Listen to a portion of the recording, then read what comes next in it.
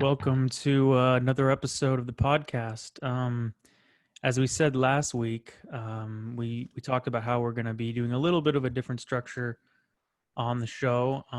What we want to kind of do is use this as an outlet for more intellectual discussion, and so we're going to try and go one week where we'll do more of an intellectual topic, and then other weeks we're just kind of hang out, catch up with each other, and mess around. so Yeah.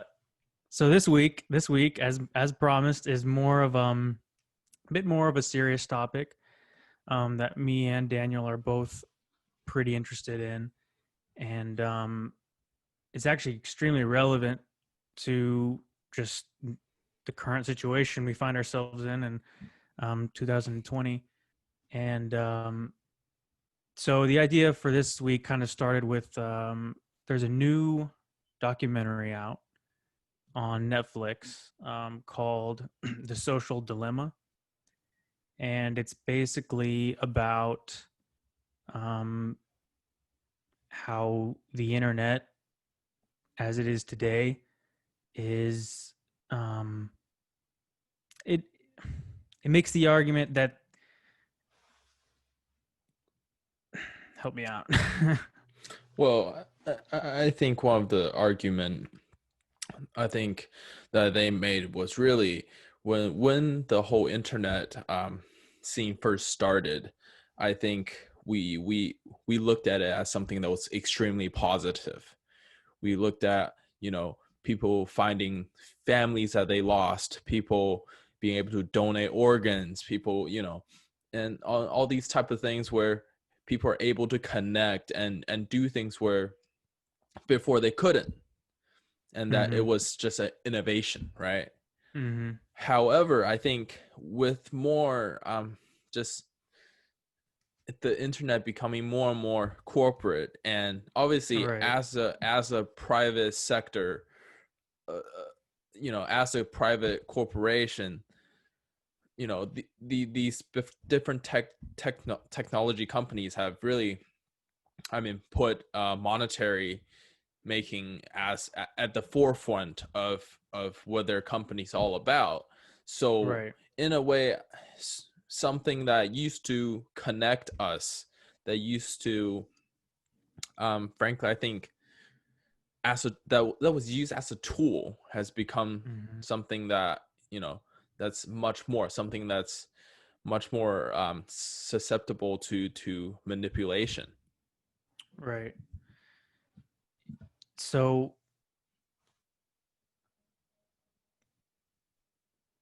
trying to think where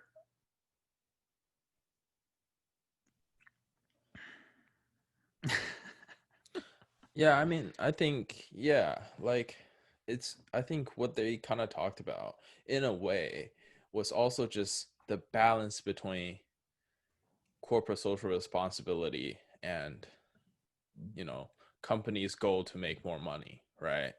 It's like, where do you put your social responsibility as a corporation with, with such a massive influence to the planet, right? right. Whether I Here, think, I think I organized yeah, my thoughts a little yeah, bit. yeah. So, yeah, what I found interesting about the the Netflix documentary was that it seems to be it's very high production.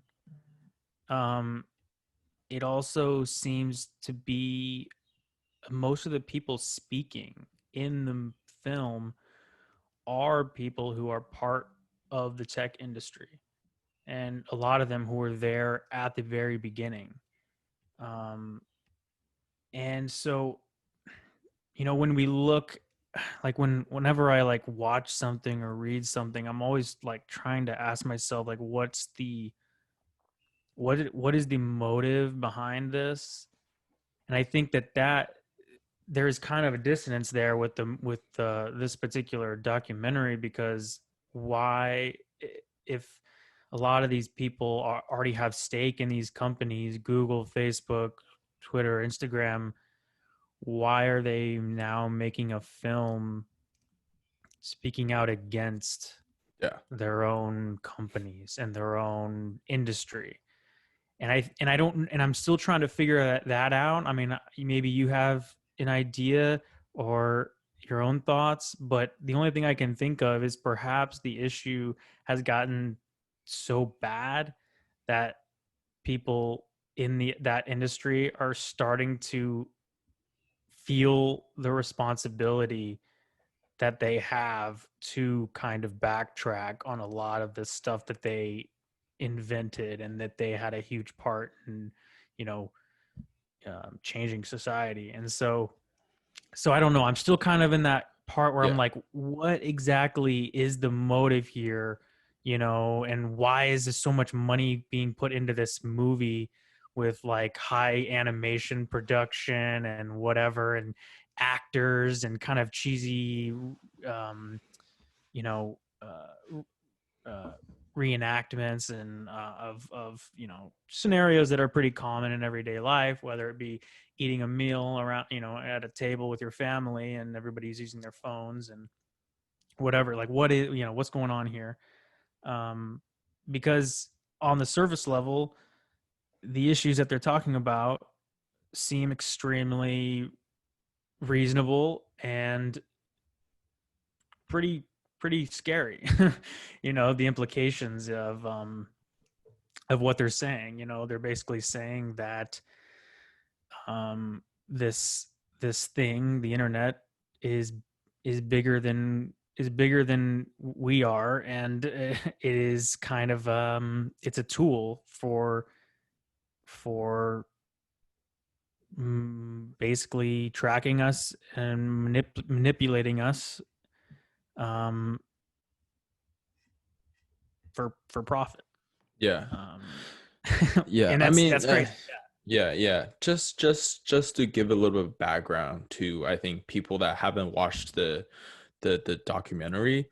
Kind of how it was set up is basically they first introduced I guess many former social media and tech company employees who turned out to be a good person now, who turned out they want to uncover all this stuff, which is funny because none of them actually apologized at all in the film. No one Yeah, actually said sorry, which is you're to me right. is kind of You're absolutely interesting, right. right? And Yeah. then what kind of they did is they slowly integrated a fictional family to bring home kind of the reality of how bad the current situation is for people, right? Hmm. And then obviously they talked about, they interviewed, different experts, which, I do believe some have credibility issues. Um, Yeah. but We should talk I, about that too. yeah, and they interviewed, it was kind of more of a report style, you know, how democracies are brought down to their knees and different things like that. And then at the end, obviously that's something I didn't really get to.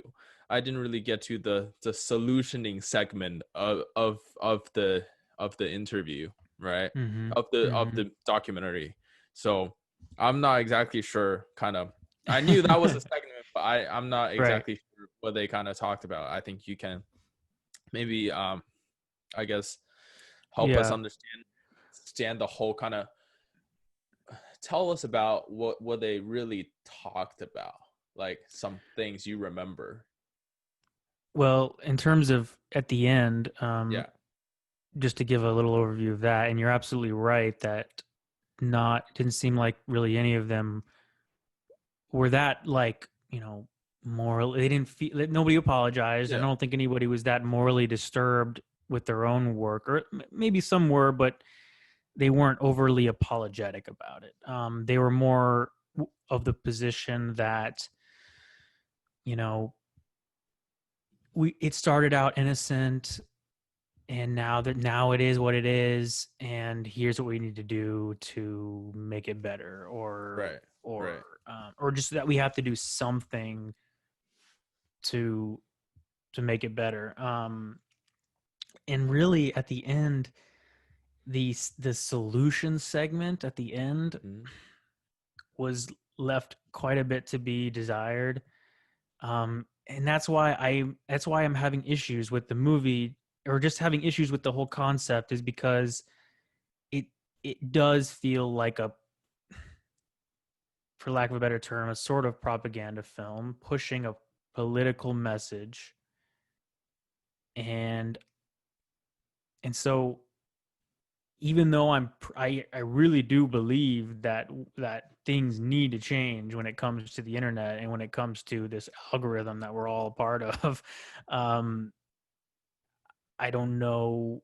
I don't know who to listen to. I don't know who Yeah. has credibility, you know, and Right. because nobody in that movie, most of those people in that movie were from the industry, or maybe they were from some policy, um, you know, organization that's about Mhm. like human, Some maybe different NGOs and whatnot. yeah, Right. something like Yeah. that. And but those segments were pretty short, and it just kind of highlighted like issues, you know, that were going on in like other countries, or like Myanmar they brought up, and how, Facebook essentially, the government was able to use Facebook to spread anti-Muslim propaganda, and it led to a Right. lot of, death, there. Um, so, so that's one example I can think of. But in terms of solutions, at the end, they really didn't go too in depth, and at the end they actually put like there's a website that you can go to now called thesocialdilemma.com, and it looks like any kind of, when you hear of any type of movement, or some type of, um, it has all the characteristics of a typical left wing kind of, uh, feel good movement, Yeah. where, Yep. you remember, like, I can't think of a legit one for some reason at the moment, but Uh, remember the Coney 2012 type thing, or or any type of issue where it's like, we need yeah. to save the children, Yeah. the I starving mean, children. yeah, one thing I can think of that comes to my mind was the climate march, right? Was Yeah, the climate march all across the globe. That was, I feel like, exactly. was something like that, right? It Where it's has the very, same yeah, feeling, yeah, yeah, yeah, as like a website like that, where you go, yeah, or the, Greta Thunberg's movement. yeah. What is it called? Strike Fridays for Future, or something like that. Yes, yeah, yeah. Where there Like was that. marches obviously all around the globe with students and whatnot.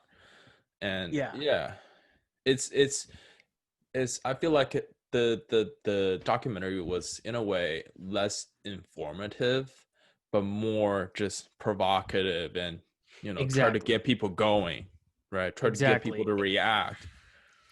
And that's why I struggle with it, because in the film itself, it was saying that is what social media is designed to do, is to Yeah. get a rise out of people, and that's how it functions, and that's how. And it's interesting now, because now that I'm thinking about it kind of, in meta, you know the movie itself got a rise out of me, and now here I am talking about it on social media. And so, but I think that is indicative of that there is a problem. Like, the Right. fact that I'm even doing this is indicative that there is a problem, Yeah. and it is bigger than any one of us when it comes to how we, you know, exist Right. in Right. reality. And they kept bringing that up. I think that was one of the most interesting things. Yep. Um, Yep. and we can and this is good for just introduction, because um, I'm a philosophy major. Mm-hmm. Um, and in philosophy, we spend a lot of time talking about reality. Mm-hmm. What is reality? How do we Mm-hmm. know what's real? And that's why I think the internet has posed probably the biggest, you know, curveball to that, those fundamental questions and principles that we've seen in thousands of years, Right. where usually we were able to kind of come to a basis of reality based on reason, based on rational expression, based on Right. arguments, and now that seems to be dissolving a bit with the internet, and that is the kind of argument that the people in the movie were making, was that there's a million different realities going on, you know that that are crafted and tailored to specific people, and that makes it close to impossible to agree on just basic facts, basic, um, yeah, what is this? What is going on? And Right. Right. Right. so I mean, I think this issue is especially relevant for us. I think this have never meant more to us, just ever. right. Just because I mean, for us, we're born in the 2000, like 1999, 2000s, Mm-hmm. Gen Y, Gen Z, right? Where social media it's been part of our lives, like pretty much the Mm-hmm. whole way up since maybe 2011, 2012. So pretty Mm-hmm. much since we've gained enough conscious and understanding of the world is right around the time where it appeared, Right. right? Whereas for other people, they might have had a good, 20 years of life before it was Mm-hmm. introduced to them. Mm-hmm. And I think for those people, they would have like a more clear understanding of what's real and what's not, Right. right? Because Mm-hmm. the first 20 years of their life have always been 100% real, right? Mm-hmm. Say getting a Nokia at 21 is different from us getting an iPhone 4S at 12, right? Yeah.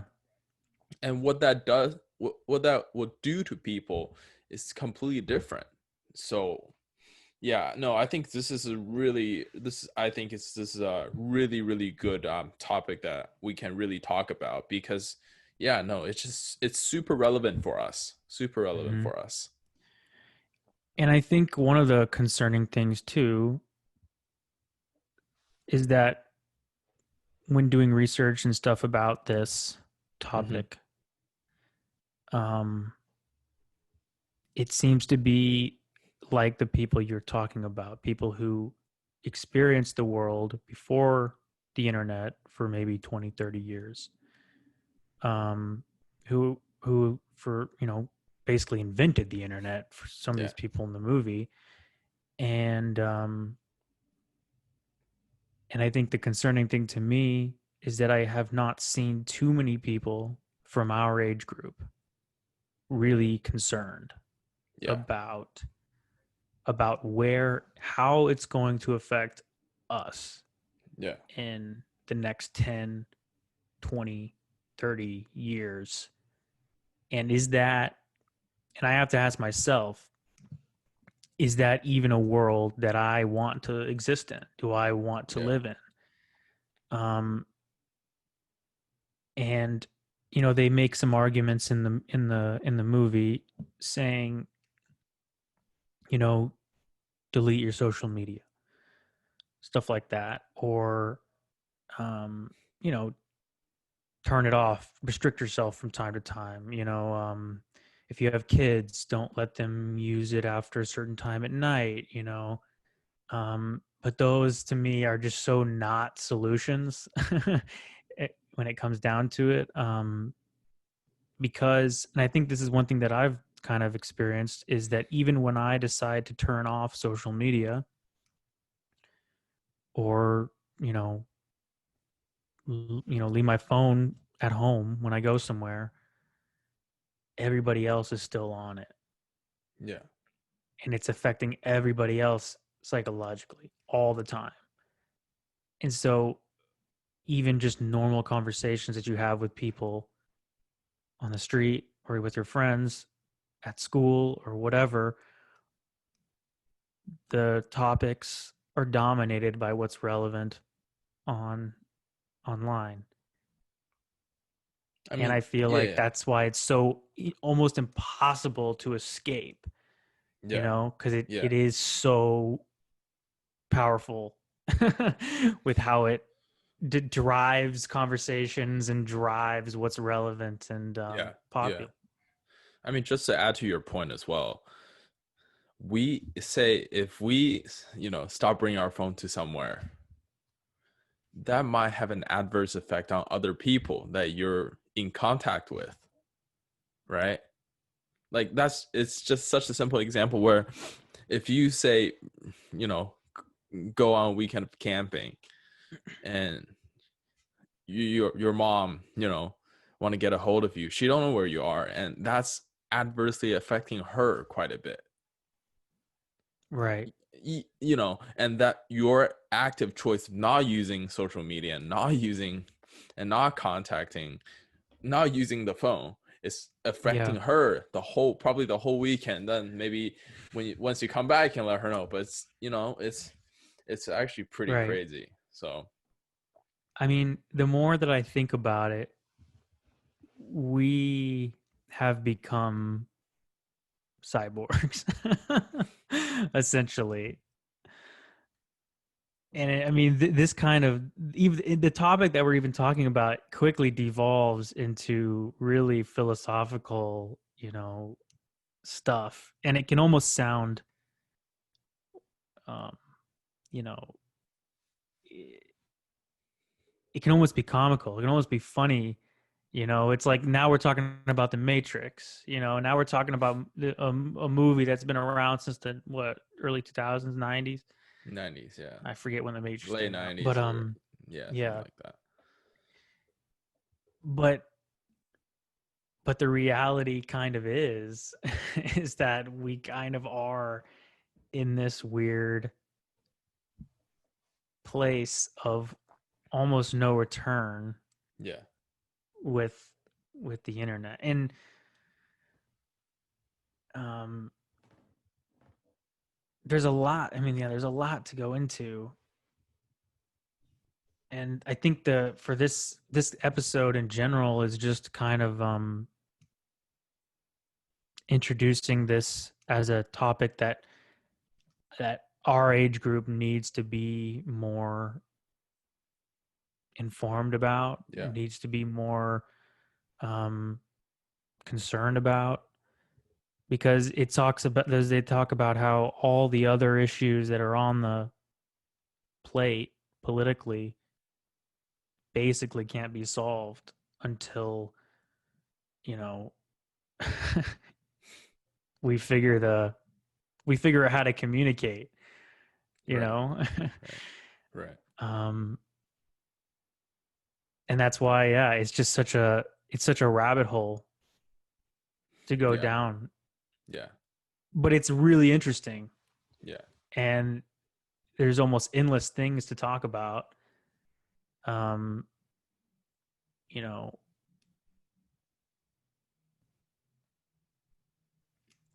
I mean, I think, First yeah, thing, yeah.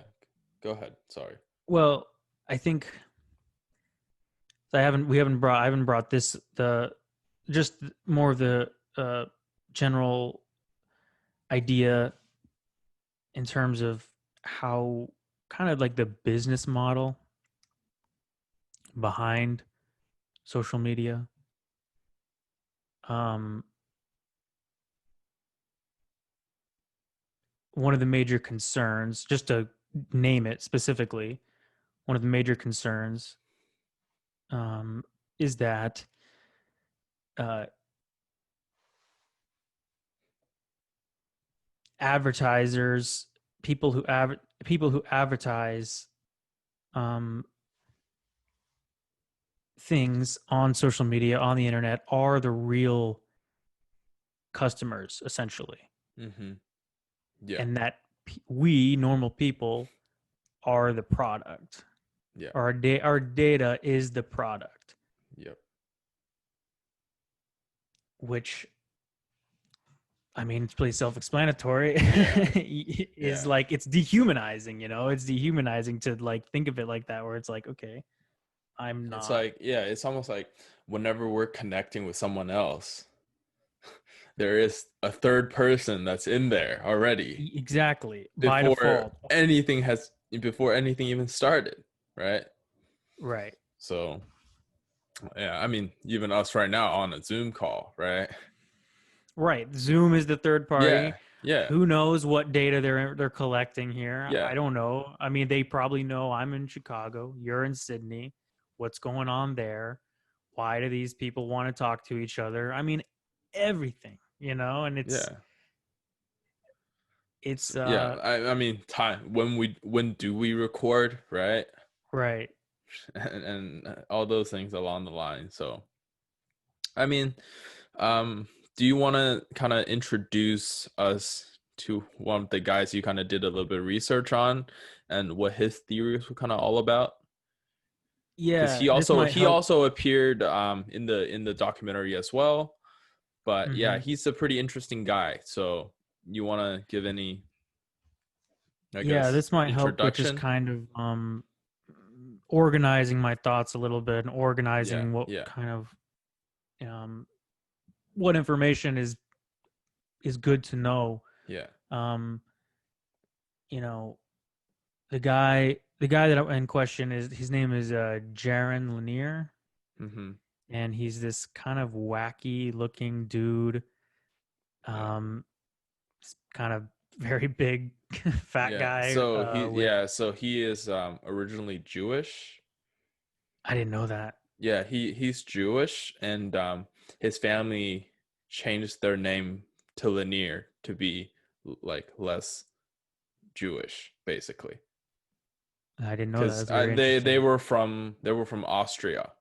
Their family Huh. was originally from Austria, and he Well, actually lived a pretty crazy life. Originally lived in Mesilla, I believe is how you pronounce it, New Mexico, and just up there. Went to a really racially polarizing high school. Uh, Fell in love with some girl.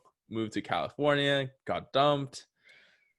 But yeah, I mean, that's as far as I know about him. yeah, But yeah. I from looking at what kind of his life was like, is he was introduced to a lot of stuff pretty early on, and at an early age he, like, just according to obviously what he said and what kind of the reporter, Jennifer Kahn, in her New Yorker, the New Yorker piece, from 2011, kind of did research on. Mhm. He lived a pretty like inordinary life. So it's pretty crazy. And Well, the story yeah, of his life, I think, goes very well with his, I guess, his outlook and his physical appearance. yeah, In a way, I think it's very exactly. fitting, very fitting. Yeah, he's almost like a cartoon, or like some type of character in a book, which is Very so very soft fitting, spoken. Yeah, right? very soft spoken. Yeah. Which is so fitting for kind of the topics that he's talking about, and this kind of the realm that he's in. Talking Mm-hmm. about virtual reality, talking about AI. Right. It's almost like it's too good to be true. Right. Just the way that he presents himself and the way that he looks. Um, yeah, he's a character in himself. Yeah. Um, but I do think that he has some very, at the very least, very interesting things to say, and you know, and I question his motives too, um, because he's considered the father of virtual reality. I mean, Yeah. he still works for Microsoft from what I extrapolated. More of a consultancy kind of overlook Consult, yeah, type of role, but not as hands-on as he was previously, I right. believe. But it sounds like he's great friends with all these guys in Silicon Valley, Yeah. and so, but he, but to me, maybe that's just more telling of how serious the situation might be if someone like that is willing to go on and do lecture series and have a book called "Delete Your Social Media," which I think his one of his books that are out that are kind of recent is it's called 10 Reasons or 10 Arguments to Delete Your Social Media Right Now. and um and so I don't know. Beyond that, let's get into some of the things that he has to say Yeah. about the internet, about Hmm. what kind of where it started and where things are going and what what's to be worried about and maybe some even potential solutions. Yeah. Because I mean, he is a typical, not typical, but he's a lefty, Yeah. for lack of a better word, Yeah. and you know, so um, so it's definitely comes from a more intellectual place. He seems very well read, um, and yeah. Well, anyways, I think one of his most recent lectures that he gave, and we can put a link in the description to that one. Um, I believe it was at UC Berkeley, or no, UC Santa Cruz, that he gave the Okay. talk. And he just kind of goes in and he kind of starts with kind of explaining like the beginning of the internet, how Hmm. it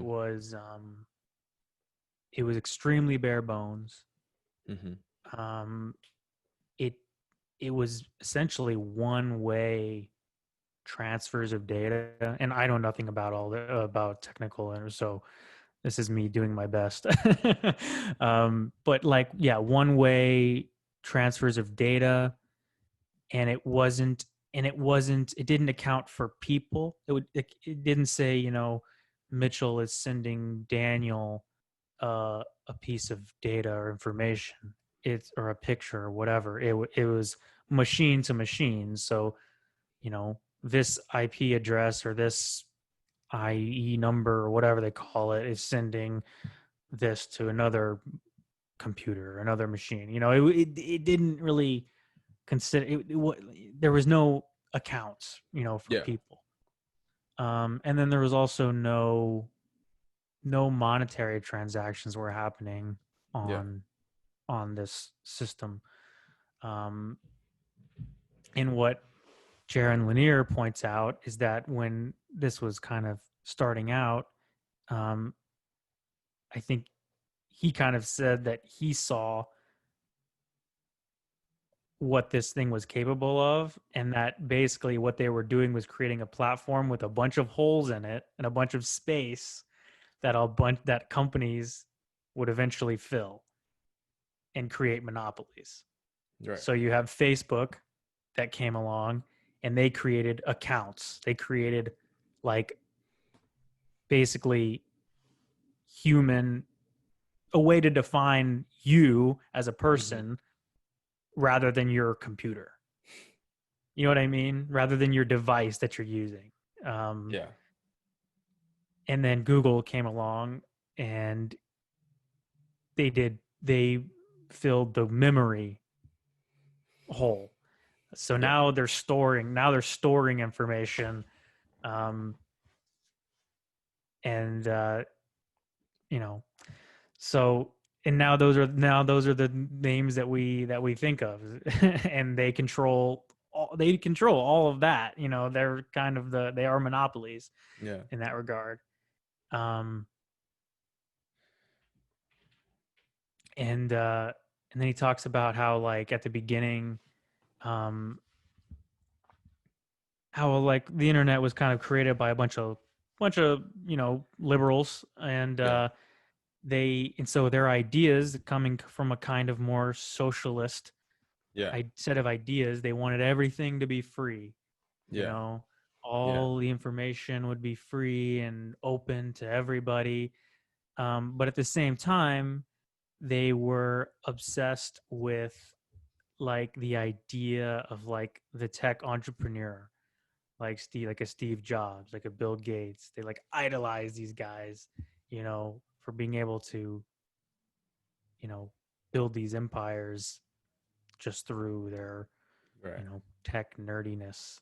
Yeah. Um, I mean, sounds like a communist country gone wrong, basically, doesn't it? A little bit. It's like the idea yeah, is good, but then you get the dictator in there, right? That kind of well, yeah, scraps because there's this everything, scraps the communism idea, right? right, right, because reality starts to set in, and it kind of started from that. Well, because they say everything's going to be free and open, but who actually controls the distribution? Who Right. controls the platform for which those free things are distributed? Yeah. But it isn't. I don't know if I don't know if that's a perfect comparison, because the internet was kind of started in a, you know, more capitalist free market Yeah. country, Yeah. and so I don't know. It is an interesting kind of comparison, because it's like in some ways it is a really effective comparison. In other ways, it's totally different. Right. Um, but the way that, and Jaron Lanier talks about it, he says the way that those two, the more capitalist, more obsession with tech entrepreneurs, and the way uh, the more open socialist kind of idea of the internet, the way that those converged was with what I was talking about earlier, which is the advertising business model, Yeah. um, which allowed for that free information at the expense of advertisers paying the companies or whatever, the platform, Yeah. to advertise on that, to pay for the service essentially. Um, and at the beginning, it sounded like it was pretty innocent. It was just like your local, car dealer Yeah. advertising, their stuff. And it was very random. There was Yeah. no, it was just, um, if you were seeing an ad, it wasn't because of the last 10 clicks that you just made. It was, you know what I mean? It was just it was kind of random. And Yeah. but Yeah. then things got bigger. Things got Yeah. things got Yeah. more advanced. Memories, there was more, like Google started storing more data, more Yeah. memory, and one thing leads to another, and now you have, now every ad that you see online is based on all your previous Yeah. actions, I mean, essentially. last week you were trying to tell me to get a ring light. Yeah. I've been seeing ring light every day for Are you the serious? yeah, like on my Like social ads? yeah, on my YouTube. Yeah. Literally Oh ring my light god. ads. Yeah. Wow. So I experienced this firsthand because when you told me, I Googled it once, forgot about it. Yeah. It's been on my social media for the past week. Wow. It's been Yeah, there. we live in it, So man. yeah, This is it. yeah. And you know, And I feel like uh, another thing that got me thinking, just as you were talking, when you were talking kind of the two models as mhm. well, was kind of the idea that Joe Rogan and Edward Snowden during their podcast kind of talked about a little bit, was who Mhm. gets to censor, who gets to do the decision making, right? Right. Like when it comes to something like the internet, where it's it's so vast, and it really have turned into something that contains something that's with public interest in it, right?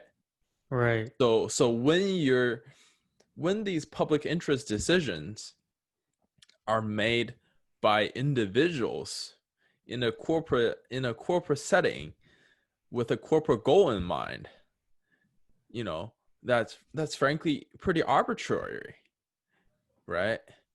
Like what does that do, you know? Like, how the fact that this what's on the internet and what's not on the internet, what's advertised and what's not advertised, and who get to say what, it's not determined. Like, the standard is not set by the public, Mm-hmm. right? The standard is not set by public discourse, Right. by the voice of the people, vox populi. It's set by it's set by some tech guy, right? Right.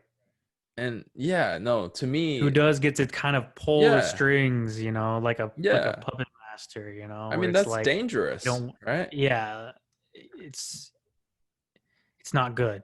Yeah, I mean, in a It's not good at way, all. yeah, in a way, it it does affect just democracy as a construct, because democracy, it's it's just people having discourse and able to come to a agreement, or an agreement to disagree, by Mhm. voting, right? By Mhm. voting, by, by communicating, right? Mhm. And we, rightly or wrongly, for the past however long, human civilization have been have exist, that that duty was afforded to the government, Mhm. whether it was in a more direct, like a ancient Greek type of democracy where it was just direct, right? Or it was kind of uh Yugon Habermas kind of type of idea, where we have this public sphere, and people that are in it are, bourgeois people that are informed, that kind of have their coffee shop conversation, right? That have those Mhm. discussions at the barber shop, like Mhm. that type of discussions. And but regardless of what theory you want to take up, right? We've always afforded, that decision making power to the government, and ideally to who we have directly elected Mhm. by way of a senator, by way of a, representative, right? Right. And those people makes decision for us, and we elect them because we see, you know we see their intelligence, their charismatic ability, or we see how they might their decision making ability to be best fitting for us, Mhm. right? So when you now turn to the internet and social media, that have completely changed, right? Is Mhm. we can't determine what gets to be the right thing to say, or what doesn't get to be the right thing to say. There is a guy that's sitting somewhere on a computer, that's that's that have decided that this is hate speech, this isn't, right? It's like Mhm. when you send a request on Instagram of this is harassment or whatever. Someone somewhere Mhm. out there is deciding that, Right. and we don't have a voice in it. I feel like that's the most concerning thing, is we don't have a voice in it, right? Is at Mhm. least with government, as decision makers, we can have input. If we think about Right. social media as a governance body, we have no input whatsoever, right? So yeah, I mean that just I kind of derailed a little bit, but No, no, I yeah, think it's really right. very relevant. And yeah, and I struggle with it because it's like technically, technically those people who are pulling the strings, you know, Hmm. or who are deciding what what is hate speech, those people are private citizens like us Hmm. who are under the law, technically running a business. And I think it highlights kind of a bigger structural issue, or just in general the fact that we haven't been able to create any laws or policy really you know that are good around the very unique thing that is the internet. And I think Yeah, that's kind of the central question: is the internet unique to human history? yeah, Does it change the way the game is played? I think that is kind of the question. Is are the normal laws of human nature still in play? Are they still? Is it still the um same world that we've always lived in, but now the internet thing is just making it easier, yeah, making it more, um is just putting that more on display? Or is our nature being manipulated in a way that is inevitably going to end in, you know, destruction, yeah, essentially. I kind of think that the latter is true. That I do believe that this is bigger than just an extension of human yeah, nature just online. I really do think that the I don't think we've ever seen an artificial thing, an algorithm affecting discourse and culture, you know, hmm, beyond our own brains, and that's why I feel like it's gotten me to the point, because I study political science and philosophy. It's gotten hmm, me to the point where it's like sometimes I don't even want to speak on issues that I'm passionate about, because hmm, it feels like there's genuinely no point in hmm, opening my mouth, yeah, because first of all nobody's listening, yeah, you know, and second of all I feel so helpless yeah, to this machine that is that doesn't want to listen to rational, reasonable, somewhat boring conversation. It wants to listen to screaming. And yeah, you saw that on the most recent debate with yeah, Joe Biden and Donald Trump. yeah, And yeah, a lot of people watched it. A lot of people are talking about it.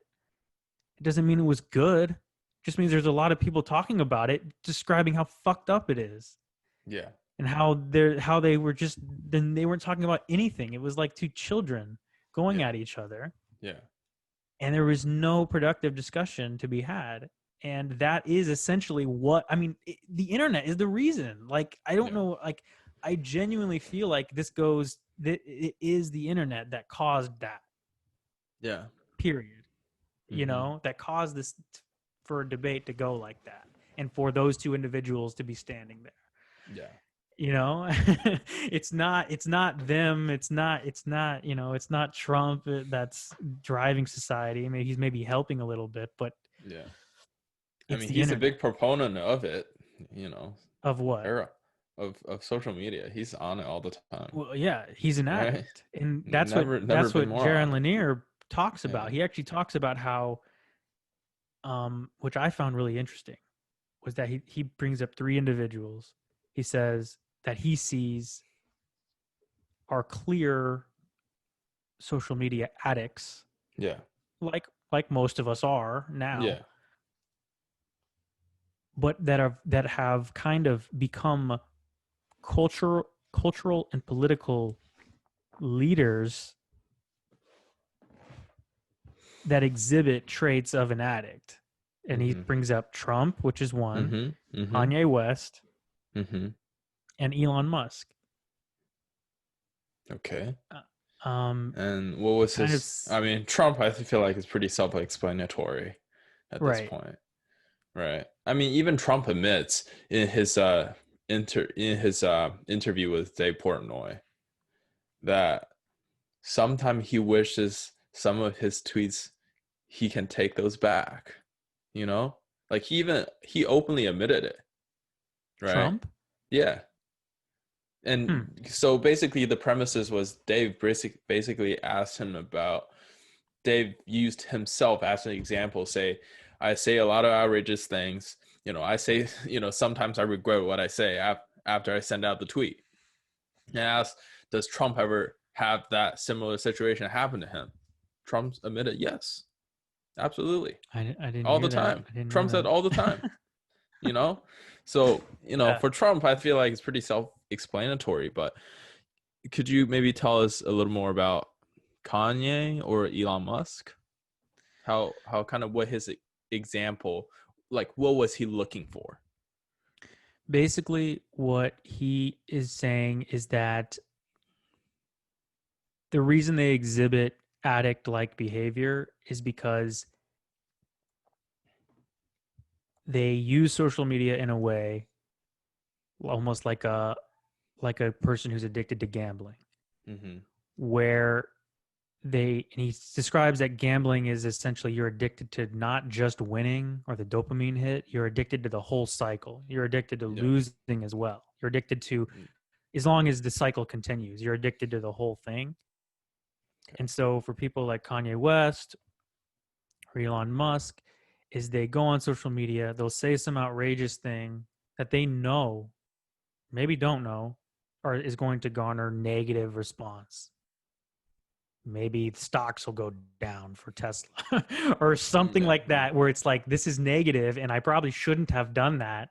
Yeah. But if I keep doing it, maybe Yeah. I'll strike it lucky and I'll get a positive one, Right. you know? It's like when And Elon Musk so, smoked that joint on right, Rogan like 2 years ago.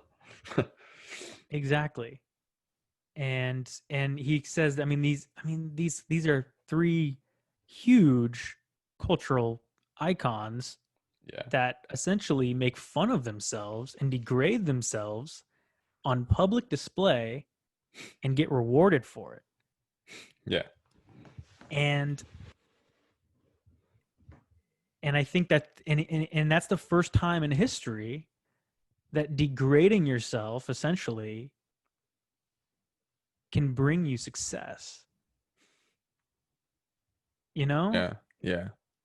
And that's concerning. Yeah. And what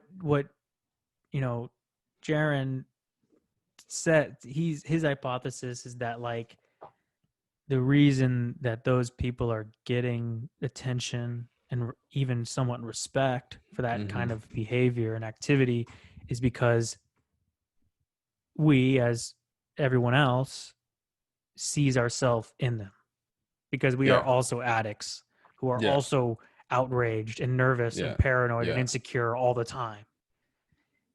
And so he attributes it all to like this collective feeling that everyone has in being part of an online presence, essentially. Yeah. Yeah, I just thought of something else as well. I do agree with what you were saying, but I think also just from a more practical standpoint, Mm-hmm. like this I guess, say for example, Trump acting really really say dumb tweet. well, you were earlier talking about how his public display of that gets him even more attention, right? Mm-hmm. But I think, just practically speaking, I think because social media and just internet have evolved to be more accessible, and that there's less and less of that digital divide, right? That there in turn might be an inclusivity issue rather than a division issue. Uh, and I base my argument basically that before, internet was always something that, only somewhat educated people were able to use, right? Mm-hmm. Where it was people that, I guess, are more socially advantageous to begin with that were able to use social media. Whereas now, anyone can use social media, right? Anyone can Right. afford a phone. So when say someone do something that's pretty like that brings someone negative attention before, Mm-hmm. maybe it doesn't do that anymore, just with the sheer amount of users, right? Is you and me, when we see that tweet, we can say, oh, like, we don't know about that. But Right. We can look at other it people, yeah, reasonably. yeah, but other people with accessibility issues who have obtained the internet, who have obtained social media, but have yet to obtain the relevant knowledge and you know relevant basic knowledge and relevant common sense, you know when they view something that we view as ridiculous, they might say, they might view it in another fashion, right? Whereas Mm-hmm. whether it makes them feel more relatable or some other type of way. So I think with social media, say, think of it as a circle. As more and more, as the circle gets larger and larger, Mm-hmm. the stuff on social media are have consequently been less and less knowledgeable, right? have Yeah, have I been, see what you're saying. I see what you're saying, and I so think maybe the some the a only tech yeah, maybe a technique that worked before might not work anymore, well, I right? think you're making a similar argument to kind of an old argument about democracy when like basically the old question is should uninformed citizens be allowed to vote? Mhm. Who should be allowed to vote? Who should be allowed to contribute to Mhm. it, and that there's a feeling among some people that like you should be base level informed, and educated before you can participate.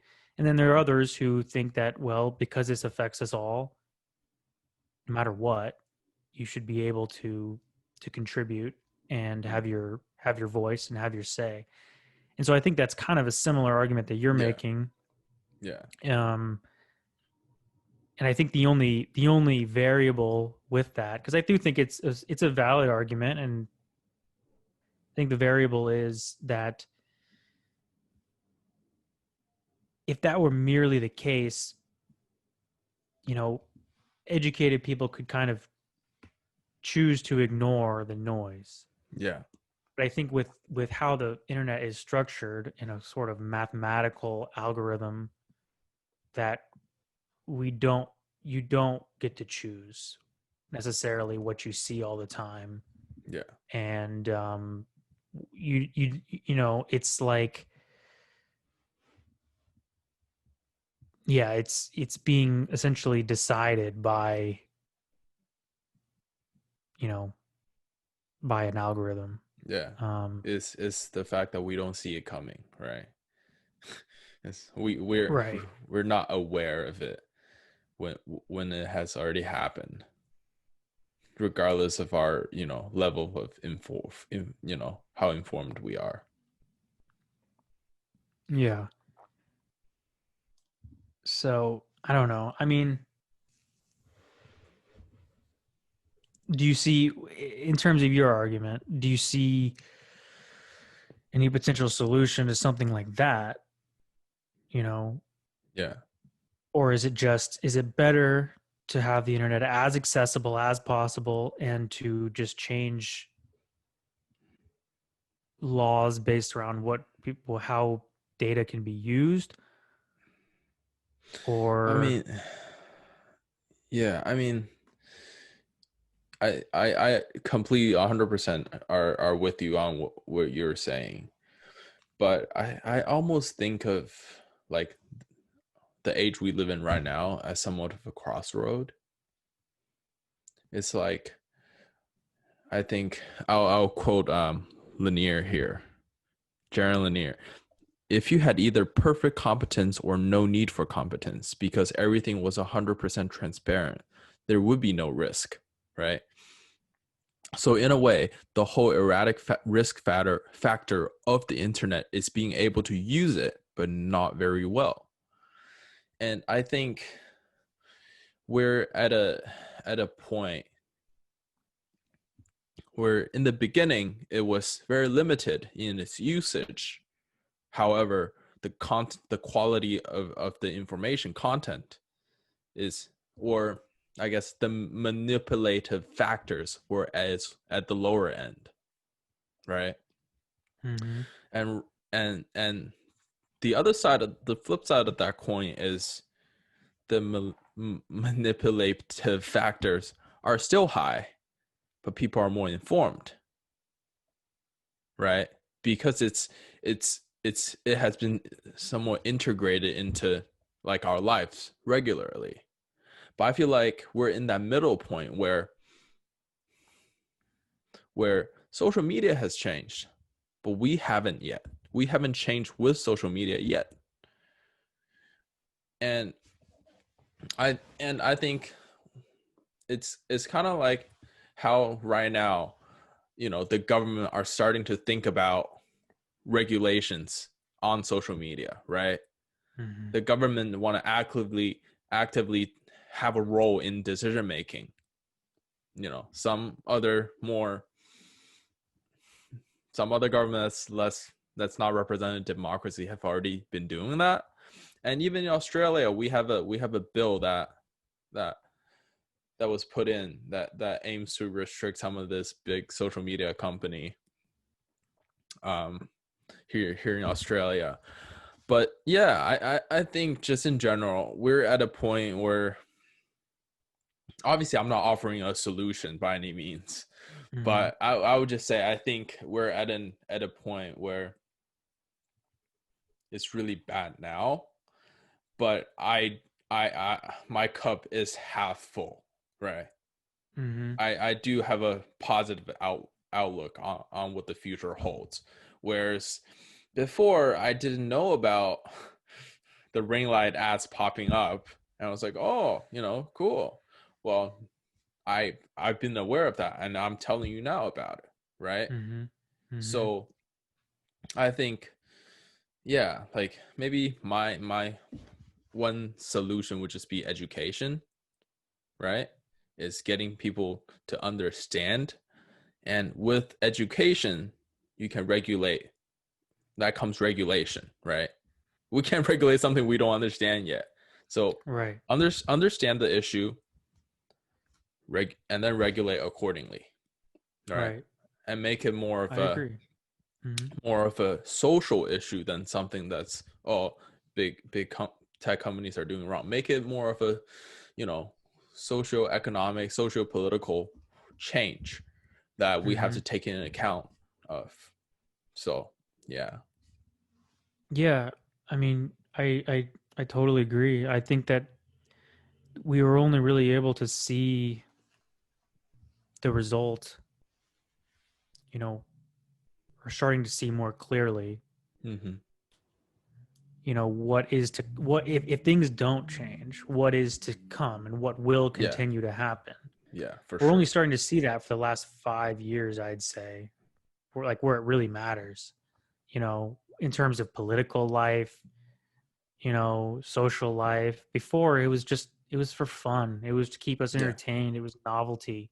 It was something exciting, kind of a way. It was something to kind of add to the mundaneness of life. You know, it was like, look at all these pictures and videos and, you know, things I can see, and they're all free, you know, and teachers thought it was great because they have YouTube and they can show class, you know, their class, you know, endless free educational videos. And so, yeah, I mean, it's not, I don't think it's something that's like that we should aim to destroy, you know, like in terms of like, let's just get rid of the internet because it's going to ruin us. Like, the internet is really this amazing thing, you know, and that, Yeah.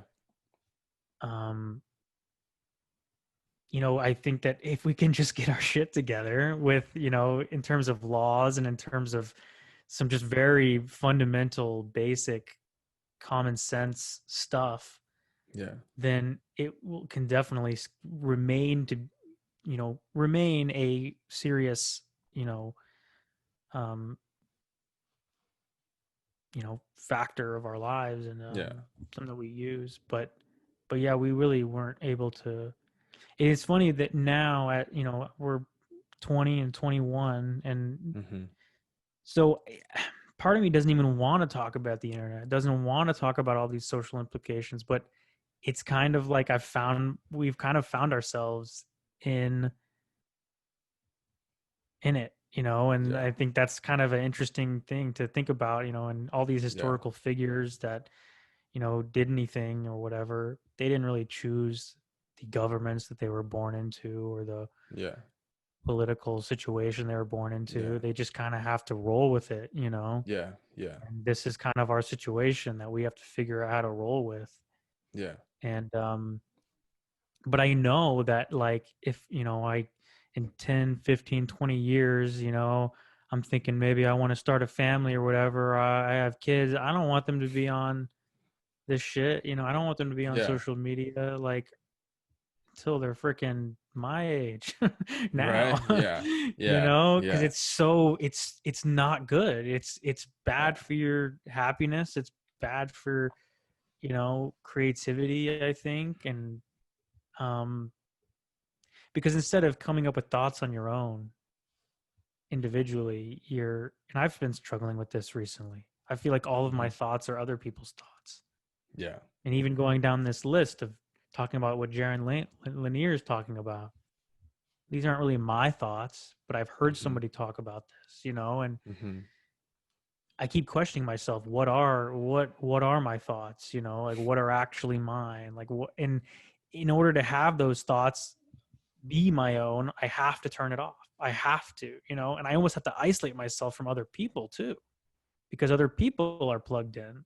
Yeah. And sometimes I really just want to have my own thoughts, Yeah. you know. And so this is my struggle, you know, that Yeah. I'm dealing with, and it's what everybody else, you know. So um yeah, I think this is something that we should continue to talk about, To talk about. on, Yeah. and Yeah. keeping up with. And when maybe in the future, when we find some more maybe coherent solutions, maybe we find an article or something where, you know, they're talking about like a logical solution, some type of policy decision, we could bring it up and Yeah. discuss that. And Yeah. I'd love to have more people our age really kind of talking about this, and you know, Yeah. engage with it. Yeah. I mean, even in later episodes, we can get into some of the stuff that you actually did do, you know, for Right. a year, um, where you actually try to come somewhat limit yourself, you know, from, or like isolate yourself away from social media, or some of the stuff that I've been doing now, you know, on Mm-hmm. my end to, I guess, just improve our overall consciousness, health, you know, all that, Mm-hmm. because Yeah. it really affects us all in an unimaginable way, I think. Well, do you want to talk about some of that right now? Like what you're doing right now in terms I of mean, well, I mean, it's related to nothing too social crazy, media? but I think just with how busy life is right now, I've been kind of consciously limiting myself on Instagram to at most 30 minutes a day. And Mm-hmm. I find that sometimes I'm not even able to hit that target anymore, where it used to be you're almost there, um, you know, time to turn it off, right? Or now it's more like it's less of that. So I do see how that can positively have a positive impact on lives and whatnot. But I think it's best for us to probably get into some more of these type of things probably in later episodes where we can Mm-hmm. have them where it can be in more of a relaxed setting. Right. And I mean, we can get into kind of what we both did and you know funny things that happened just Mm-hmm. surrounding social media while we were rather in high school or while we both were in Ohio, Right. right? I mean, we like it or not, we've lived a lot of our lives on social media, Yeah, and it does have real effects, implications. Some of it positive, some of it negative. I mean, yeah, yeah. I you mean, know, from Talking Tom to iOS 14, we've we've that's we bringing it we've back, lived man. we've lived it all. So Well, yeah, we yeah, have lived since the yeah, beginning of most of this stuff, yeah, and I think that's what makes us somewhat qualified, our generation to talk to lawmakers who are yeah, older than us and things like that, and give our perspective, our opinion on this stuff, because the older generation didn't live through yeah, that, and yeah, they might not even realize to the extent yeah. what this thing is. Yeah, and we don't intend on obviously inform people on everything, that we're right. Rather, we want to just bring awareness to this issue that, like it or not, we're all part of. And kind of just start the conversation, start the difficult conversations that no one else is starting. So, yeah. I mean, I think this is a great place to just conclude our show for this week. Um, yeah, no, thank you guys for watching, and just make sure you subscribe to our channel, and we'll have new episodes in the upcoming weeks, and eventually, we have 100% just confidence that we will eventually be on either Apple Podcasts or Spotify or Skechers or wherever you get your podcast from, and have that as a platform, or have the pathway for you guys to hear us every week as well. So yeah, no, awesome, man. It's great conversation. Yeah, man. Yeah, I'll talk to you next week. Cheers, mate. Cheers. Thank you guys for watching this week. Like, share, subscribe. We'll see you guys next week.